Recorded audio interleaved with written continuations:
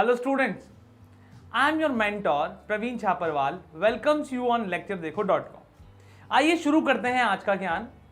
बच्चों, आप सभी ने अपनी पढ़ाई के शुरुआती दिनों में मैथ में जो सबसे पहले सीखा था वो था काउंटिंग नंबर्स, है ना।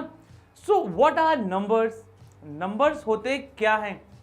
सो स्टूडेंट्स, आपको ऑलरेडी पता है कि नंबर्स क्या होते हैं क्योंकि आप लोग ये सब पहले ही सीख चुके हो। Students, we have already played with numbers like 1, 2, 3, 4, 5, 6 and so on. So students, you already know counting. So if I ask you कि 9 और 19 में कौन सा नंबर बड़ा है, यानी कि इन्हें कंपेयर करना है, तो आपका आंसर ऑब्वियसली ही 19 होगा क्योंकि 19 जो है वो 2 डिजिट नंबर है और वो 9 के बाद भी आता है। Now students, if I ask you कि 9, 19 और 999 में से सबसे बड़ा नंबर कौन सा है, तब आपका आंसर क्या होगा students? Of course it will be 999. Again, because 999 जो है वो है 3 digit number. So this is how we compare the number. एक तरीका और समझते हैं नंबर्स को कंपेयर करने का।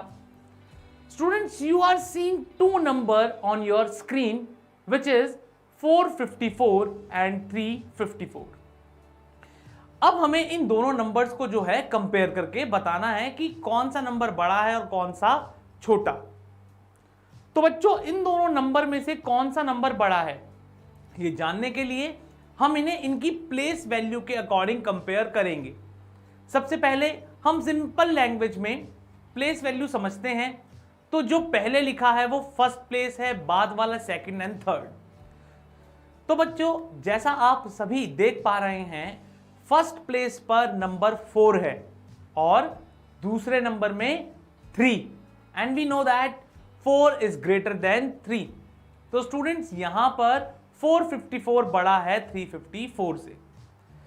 तो बच्चों, look at these number 454 and 455, which number is greater? तो हम यहां देख सकते हैं कि फर्स्ट प्लेस पर दोनों ही नंबर सेम है। नेक्स्ट सेकंड प्लेस पर भी दोनों नंबर सेम है। अब क्या करें? नेक्स्ट अब हम चेक करेंगे थर्ड प्लेस पर। So here we can see that कि फर्स्ट नंबर में 4 है और सेकंड नंबर में 5 है। सो सेकंड नंबर बड़ा है फर्स्ट नंबर से, 5 जो है वो 4 से बड़ा होता है।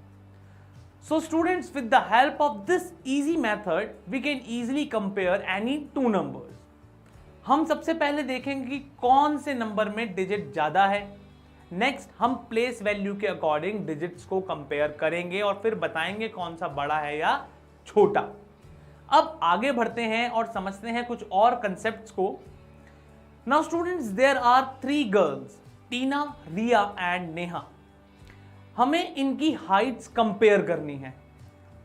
तो स्टूडेंट्स, यहां हम देख सकते हैं कि रिया सबसे टॉल है, फिर टीना और फिर नेहा की हाइट सबसे कम है।